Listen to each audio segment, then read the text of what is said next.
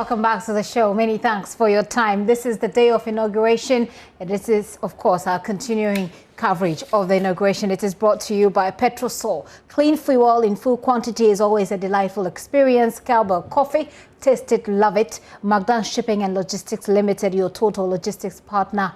Pad Eva Limited, your home of modern furniture. And DBS Roofing, we truly are your roof experts. Festiva, adding flavors to your life with 3-year lotteries, Ghana's premier and biggest jackpot lottery. That's star 787 hash and HEPA Plus mixture for your general well-being. I'm going to hop on Zoom right now. I have Davis Opoku Ansa. He's the NPP Member of Parliament for Imprayeso constituency. Sir, thank you for your time and good afternoon.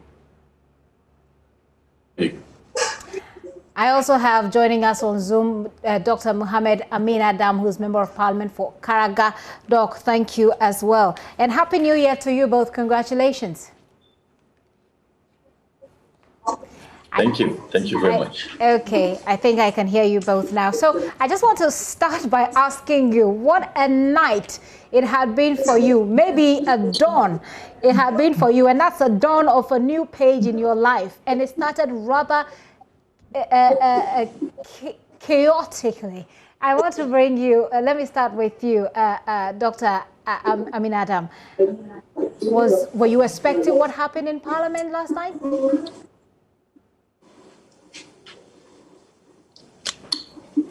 It looks like you're muted, sir. If you can unmute for me. Yeah. Yes, I do hear you. Hello? Yes, I hear you perfectly. So I didn't expect that, but I wasn't surprised because I observed the developments that led to the events that we saw last night, in terms of the fact that both the MPP side and the NDC side claimed they constituted the majority caucus.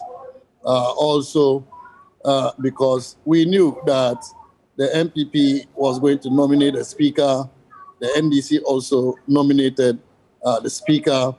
And so in such competition, especially when the stakes are so high, you will expect that it will be keen, but not to the extent of what we saw yesterday. And so, yes, it was chaotic. I was disappointed. I think it was a dark phase in the political development of our country. And also demonstrated the fact that we need to look at our institutions again in order to ensure that we can anticipate and put corrective measures to avoid the situation that we saw, which exposed our vulnerability to the world, and the weaknesses in our democratic culture was also exposed to the world. We could have avoided that, but I think that, reason did not have chance to work at the time. And so I was disappointed, really. At that time, what were you doing? I mean, when people were, Carlos Ahingwa, for example, was snatching the ballot papers, the military came in, the back and forth, Muntaka Mubarak and other people kicking the box, etc. What were you doing personally, and what was going on in your mind? I sat there watching and observing what was happening with dismay. I just couldn't understand why people who have so much experience, having served in Parliament for some of them 3 terms, 4 terms, and that they did not have that culture of dialoguing and then sitting down to talk. And then they were, destroying ballot boxes and then kicking boxes and picking ballot papers. Those were very undemocratic. But we also heard people saying that Parliament is a master of its own rules. And I was just wondering why Parliament does not have rules governing the conduct of elections, to the extent that people who misbehave the way people misconducted themselves should be punished. I watched the marshals, watching with disbelief, but they were helpless. Yeah. And I just thought that the security system in Parliament is very appalling. And that also gave way to the kind of conduct that we saw yesterday. Appalling security system in Parliament. Let me bring in Mr. Opoku-Ansah, Member of Parliament for Praia. So, sir, once again, congratulations to you. What for you was the expectation going in? Of course, Dr. Aminu Adam says that he looked at the events that had occurred prior to last night. I'm sure you expected some sort of heckling here and there. Did it fit in what actually happened? Yeah, but I must say that it went beyond what I was expecting. Clearly, if you monitored someone like Okudzeto Ablakwa and the kind of war drums he started beating some 2 weeks ago, I mean, I was not expecting anything different from what they did. Just that I felt that they went overboard. Then DC came into the house last night with a posture. It is either them or no one else, and I think it's not good for our democracy. Are you blaming the NDC when we clearly saw that both sides were, as for lack of a better word, reckless as possible? Well, of course. I mean, if you look at the genesis of this whole heckling and the genesis of this whole brouhaha, it started with NDC. Muntaka had to snatch a ballot paper from a parliamentarian. I mean, he thought that the parliamentarian had shown his ballot paper, something we did not see even at our side. Then again, there was a halt of the process. It started again. Then Muntaka came in again. I mean, we saw what John Jinapor did, kicking ballot boxes and all of that. Whatever happened in Parliament last night, this morning, is not one that we should encourage, especially looking at the situation at hand. If you have 137 on both sides, what you need is to be able to collaborate. What you need is to be able to create an atmosphere where you can work together and not be kicking each other and insulting each other and using palatable words and all of that. So I was a bit surprised, but I saw it coming due to some comments from MPs from the NDC. I saw it coming. I was not all that surprised, but I think they went overboard. And what was going through your mind at the time? Or better so, what exactly were you doing when all these were happening? Well, I was in my corner. I mean, I'm a newcomer. It's important for me to study what goes on in the House and also contribute positively in shaping the very democracy, shaping the legislative arm of government. So I was just monitoring and picking points and picking my notes. And hopefully when we get the opportunity to, as it were, account for what really happened, we are able to make some meaningful suggestions so that, we can have a very good 8th Parliament. It has just started. I was discussing with a colleague MP who is a senior. He's been in Parliament for about 3 terms. He tells me this is the longest night Parliament has been in session, and it tells you what we should expect in this 8th Parliament. But we are ready. We are ready to spend long nights in Parliament just to ensure that government business runs smoothly. For me, that is a commitment that I get from both sides. That's a commitment I get from the new speaker. And I think it's important that we move on as a nation. Okay. And moving on, one thing I wanted to talk about, and let me bring in Dr. Aminu Adam at this point, about what exactly it is that you're bringing on board as new entrants that will enrich the life of this 8th Parliament, that will make it different from the rather chaotic one that we've seen. Dr. Aminu Adam, I want you to take on that question for me before I come to Mr. Opoku-Ansah. Well, I think that as a newcomer in Parliament, I was impressed about there's some statements made by the new speaker. He indicated that he will apply the rules. He will be fair to people. He will not allow interruptions, unnecessary interruptions. And so where the the speaker is firm and then able to apply the rules, I believe that there will be sanity. Okay. But let me also tell you the other side that I observed out of the events yesterday. The resilience of the Ghanaian, that in spite of all the challenges we went through, reason prevailed at the end. Leadership were able to sit down at the table, they dialogued, they negotiated. Something they could have done way longer. Something they could have done way earlier. This is what I'm talking about, the resilience. This is what I'm talking about, the resilience. That should tell you that no society is perfect. You will face challenges like we faced yesterday, but there are countries where people ended up, throwing chairs at each other. And there are countries where the military will intervene and stage a coup. In our own country, in the past, politicians did not go to that extent when military adventurers took advantage and staged a coup.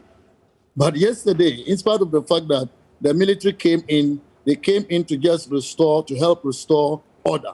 Was that necessary, do you think? Was that necessary? Well, it wasn't necessary to some extent, but the reason for their coming can also be justified, because the chaos in that house and the appalling security situation in that parliament, I think called for some intervention. Maybe yes, the police. But we had the police. We had the police officers there. We had marshals who work in parliament. Yes. We didn't need the military there, did we? It is the marshals I'm talking about. If you watch events, they stood there helplessly. They stood there helplessly. They could have been supported by the police? They couldn't do anything. So that is why I'm saying that we needed some intervention of some sort. Whether it is the military that should have come in or the police that should have come in, that is subject to debate. But we needed a certain intervention of some sort. But in spite of their intervention, it did not escalate to what we saw in our past as a country, where politicians did not go to that extent, and yet the military came in and overthrew our government. We were eventually able to sit down at tables and to dialogue and to negotiate. And you saw the rest of the events leading to the election of the speaker and the deputy speaker. So back to my question again, Doc. That is the other side of the Ghanaian that we need to also highlight. Yeah, back to my question. Do not.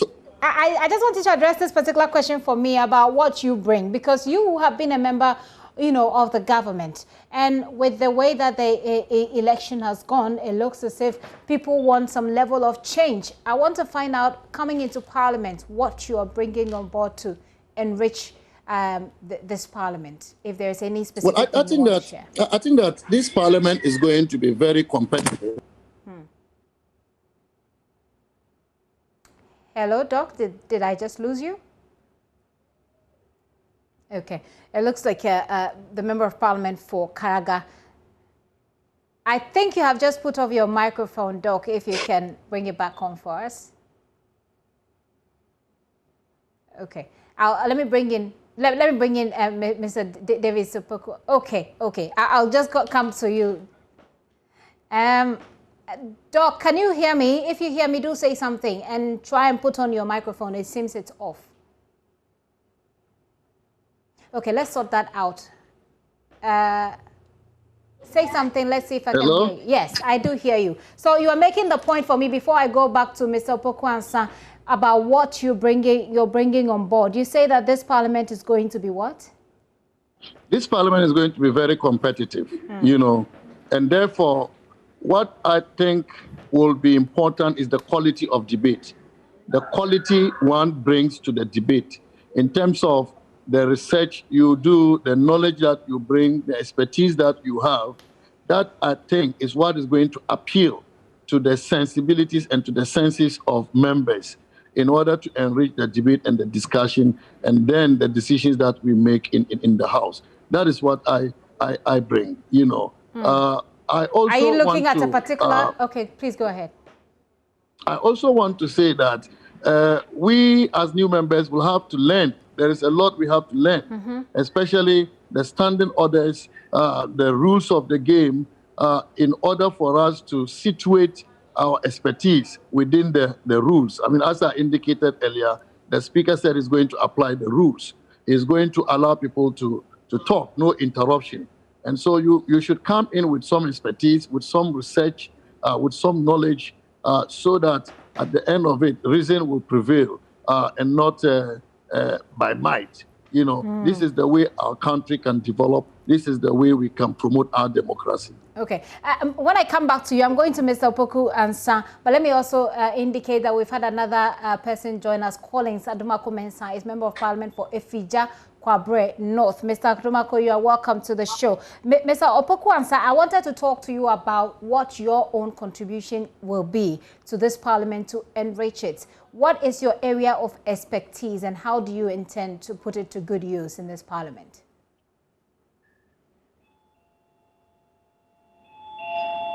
Mr. Opoku Ansah, you are muted. Hello, yes. Can you hear me? Yes, I do. All right, just like what my senior brother said, I mean, this is going to be a very competitive parliament, and it requires that you do a lot of work. I'm looking at grabbing within the next 3 months the standing orders and other rules of the House, so that I'm able to make very meaningful contributions to the discussions on the floor, and especially in the committee work. But I mean, looking at what happened, I mean, with respect to the 2020 elections, it's important we also blend that with visitations in our community, and it's one thing I would want to look at. I mean, clearly we need to engage our community in the decisions that are taken at Parliament. So it's important to engage them regularly, so that we get to understand what they also feel. I mean, what they also think about the policies and programs of government and how we are able to shape it. Yes, I mean, sometimes you'll be surprised. You get to a town, the kind of suggestion an elderly man does goes a long way to really affect your thinking. And I feel that once we engage in participatory democracy, we open up our doors to others to contribute. We will be able to make some meaningful contributions in the House. I'm also looking at spending much time in the House. I really would want to be a master of the rules, so I really want to spend much time study the rules and how do you balance that with visiting your constituency? We have seen how people have been, so to speak, punished for not being very active in their constituencies when they got into Parliament. So just like what I said, I mean, it's important you put in place programs, structures that regularly engage your community. Right. So, for instance, I intend setting up an MP's office in the community with a staff there that I mean, people can easily walk into and make complaints or I mean, suggestions, anything that they would want their MP to know. It's important that they get to that office and do that. I have said to my people that engaging them will be one thing I would want to do. I mean, at every recess, every opportunity I get, it's important for me to travel around the constituency and tell them what government is doing, tell them what Parliament is doing, and seek for their views. I mean, sometimes you never know, but a point you get from a village like a Tobiase can help you advance a very serious argument on the floor of the House. True. And that's very true. It's important that we engage with them regularly. Okay. So yes, we want to engage in the parliamentary work, but I think that the communal engagement also plays a critical role in that. I will wrap up my conversation with asking you maybe which of the committees perhaps you feel like you can maybe support with your expertise. But let me bring in Honorable Adumako who has just joined us. So I was asking your other colleagues, what do you make of what happened yesterday? For you, let me add this. Will it to what extent will what happened, this dawn, influence the way things go for you, the way that you behave in Parliament, for example?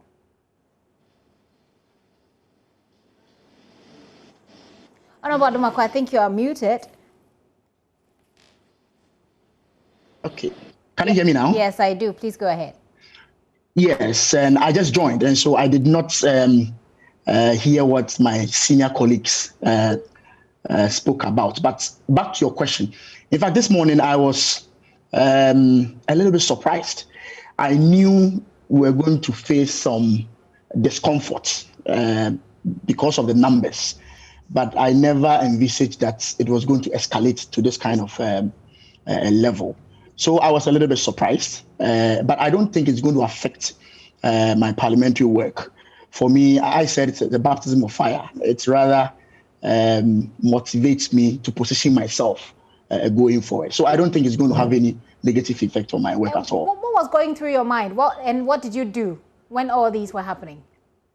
I was shocked, especially when one of the NDC MPs pushed Honorable Esla off her seat, and he forcefully did that, and Esla fell. And I was shocked. I mean, this is my first time in Parliament, and within 10 minutes entering the Parliament House, the first but thing did you see her is pushing somebody too? After she fell, she got up, she pushed someone. Actually, she sat on another MP. That wasn't good, was it? Well, I think if you realize if I watch the video quite clearly, after she was pushed and she fell, I think she also pushed the other colleague who was closer to her. Yes, and I think that was done out of anger. She ignored the person who actually pushed her off the seat and attacked someone else. I'm sure that was out of anger. That was out of anger. From my reading of the video, I think that was out of anger. I see. So, Honorable Aminat, I'm coming back to you so that maybe we can wrap up our line of conversation there. You are known to be an energy person. You've been in this space for a while. I mean, I'm not quite sure whether or not you will be on any of the committees, any of the relevant committees. Do you think you're qualified to be there at this point? And is that what it looks like? Yes, I've indicated to our whip, the chief whip, that I would like to serve on the Energy and Mines Committee, so I can bring my expertise, to bear on the discussion. I mean, as one of my colleagues said, there is so much work at the committee level. And at that level, the committee invites technical people from the ministries to participate in discussions. And so if you are already a technical person, that comes in handy. It will enrich the work of the committee. But there is something I wanted to draw attention to. Yeah. I mean, which I believe many people may not understand. The way things went in Parliament yesterday, leading to eventual election of the Speaker, things could have been worse. Oh, really? Things could have been worse. Because this looks like the worst-case scenario for us. No, really, because we could have run into constitutional crisis. All the time, I was praying that the NDC side did not walk out. Because if you look at Article 93(1) of the Constitution, it states that, and I quote, "There shall be a Parliament of Ghana which shall consist of not less than 140 members of Parliament."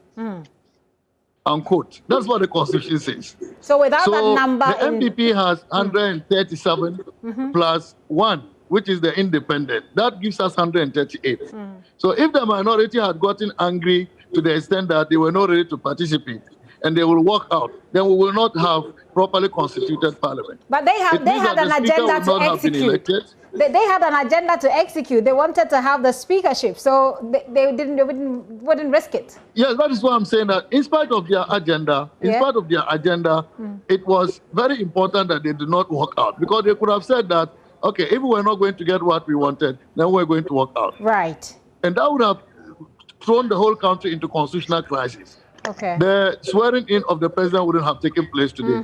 And so I'm saying that in spite of all the challenges, reason prevailed at the end. I like how you like to look. And then we saw the election. I like how you like to look at the positive and to focus on the positive side. I mean, hopefully you bring that on board in Parliament as well, and that will help us. But let me focus a bit more on Karaga. What unique challenges are there in Karaga that with your presence in Parliament you hope to help solve? Well, Karaga has about 3 main challenges. One is water, good drinking water. They don't have good drinking water. Most places are without good drinking water. And that is very worrying for me, that you will have communities where you have hardworking farmers, where you have teachers posted, health workers posted, and yet they don't have good drinking water. So that is my main challenge, that I will need to be able to contribute to discussions in Parliament to influence the water policies of the government, towards solving the water challenges in my constituency. The second one is roads. And I want to serve on the roads committee as well, apart from energy and mine. How will you get the time to do everything? I may be so. No, you are allowed to serve on 2 or more committees. As a new member, wouldn't you be taking on too much? Every member is supposed to serve on 2 or more committees. I'm just asking if, as a new person, because you have just told us that you want to prioritize understanding the standing orders. So, as a new member, wouldn't that be too much to take on? No, I mean, that is the work we are voted to do. It's our work. And therefore, one should be able to apportion your time to ensure that you meet the expectations of your people. So the second year of roads, people have given me the opportunity to serve them, and I should ensure that my deliberations in Parliament will inure to their benefit. Okay, so you told me about the water situation, and you were talking about the roads, and the president has said that this will be the second year of roads for him as well. So let's wrap it up on the things that you want to do in Karaga. So as let's talk about the water, I also want to be able to influence the road policies and the road sector programs, so that my constituency will be captured in some of the road projects. Because there are areas in my constituency that are called overseas. But overseas, just because there are no culverts, there are no bridges, they are cut off from the rest of Karaga anytime it rains. And so it is my priority as well to influence the discussions on roads and the allocation of road projects so that my area will be considered. So these are the 2 challenges. The others are education, health, but they are recurring challenges, and we will continue to work on them as work in progress. But water and roads are major issues that I want to devote my attention to so that my people can also get transformation that will translate into better living conditions for them. I'll just go around and come back to you finally, then we wrap it up. Honorable Opoku Ansah, what are your own peculiar problems in Impriaso, and how do you intend to use your presence in Parliament to deal with them? Well, so first of all, I'm looking at skills development for my youth. I mean, Kouza notably, we are noted for trading. So you have a lot of these young people migrating to Accra. I'm looking at ways of putting up a policy, a program where we can engage these young ones in some skills training, especially those with little or no educational background. So that's one area I'm looking at, the youth development aspect of mine. And in terms of the committee work, which one are you eyeing? Well, my background is in communication, but that is subject to the whip of Parliament. I've given him my CV. He's indicated to me 1 or 2 areas. I'm looking forward to learning. I mean, even if it's not my area, I think that with the commitment and the zeal that we have, we are able to learn quickly to apply whatever knowledge we have in other areas to our parliamentary work. So I'm looking forward to a committee that would engage me. I really want to learn. I really want to serve my people.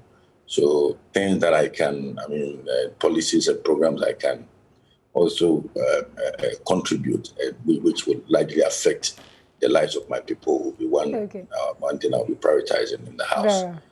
So yes, Doctor talked about roads. Roads is very it's a challenging issue in Kwahu for us now. Most of our major roads, especially the cocoa growing areas, have issues with their roads, and it's one area we'll be looking at. Water situation is also bad. We'll be looking at youth development and also tourism, how we are able to grow our tourism potential so that it does not only become the usual Easter and September Fest, but I mean, week in, week out, we can have some huge tourism drive in Kwahu where it can create meaningful employment for our young people, for taxi drivers, for food vendors. I mean, something practical that can affect the lives of my people. Right. So these are the areas that I'm looking at. Employment, water, tourism. Let me bring in Honorable Member Adumako on your expertise and in which committee perhaps you think you can help or in Parliament on, and then what specific challenges, major challenges there are in your constituency, how you intend to use your presence in Parliament to deal with it. Well, I'm a banker, so I'm a finance person. And so I presented my CV to the whip, and I indicated to him that I would have preferred to be on the finance committee or trade and industry committee. Those are the two committees that I indicated to him. And the third one I chose was mines and energy. Not that I have expertise in mining or energy, but it's an area I want to learn from people like Doctor.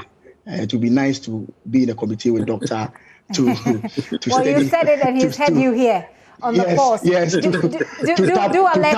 alert me when it happens. So but Doctor is our senior. I mean, yes, he's our senior. Okay, he's our senior. We are looking forward to worrying him a lot. I mean, he's smiling. He's smiling at that. We'll see how it goes. We're going to learn from each other. We're going to learn from each other. We all have to contribute. All right. Okay, so Honorable Adumako, let me have you finish with your points, and then we'll wrap up finally with your final words. Yes, on the issue with the issues within my constituency, there are two basic problems within the constituency. One is roads. One is employment issues. Fortunately for me, the year of roads 2016 saw a major facelift. And so the road network from Ahinkru all the way to Chitreri is under construction. Good for you. What I need to do is just to follow up. The next one is the youth development. My constituency has about roughly 60,000 people, and about 70% of them are between the ages of 15 and 45. So it's a very youthful constituency. I've said to them that I think 50% of my time will be focused on engaging the youth and trying as much as possible to develop their skills so that at least they can be employable, self-employment and all that. So that is an area that I'm going to focus really, really hard. Okay.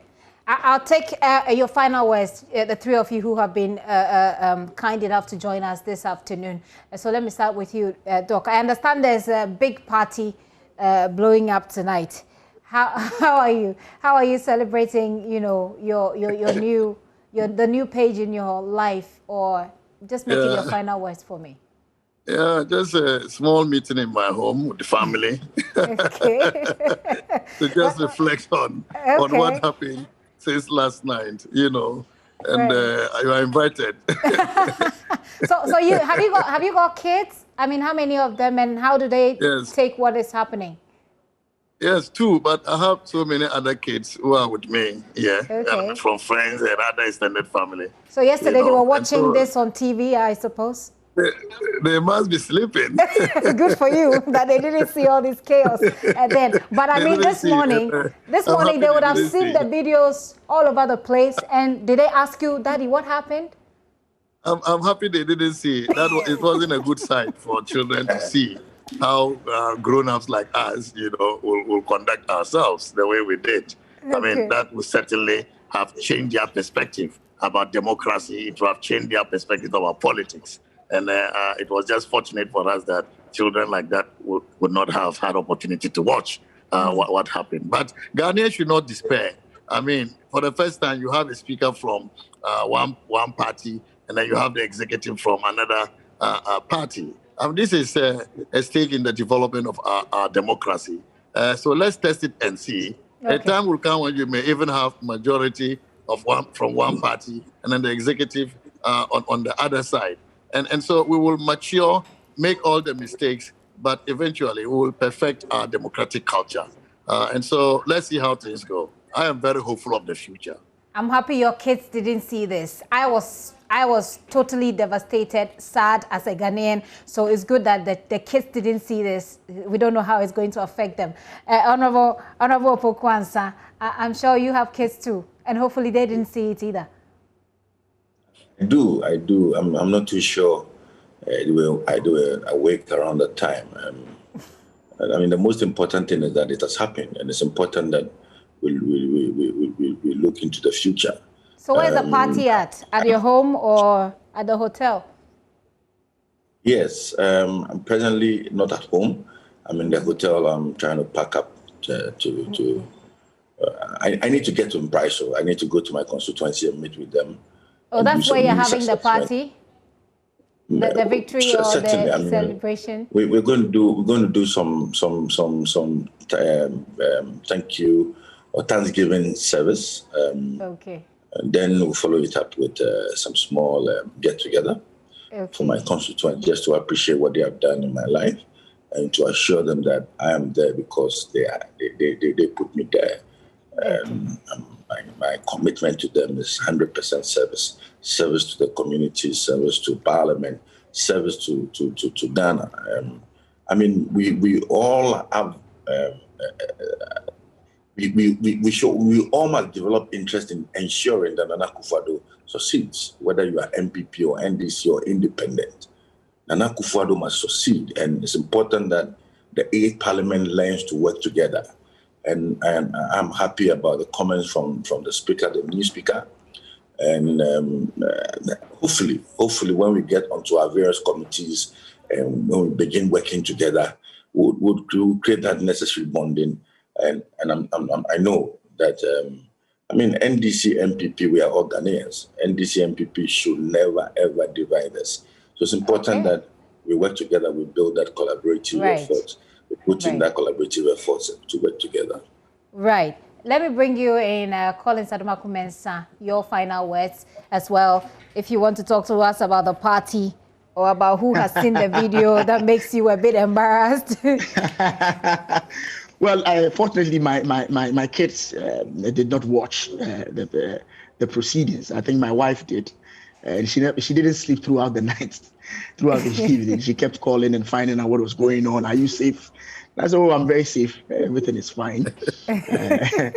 She was worried, but it's part of the game. And as my senior brother said, what happened at the chamber this morning should not in any way make us uncomfortable. It should not discourage anybody. I think we still have a very strong democracy.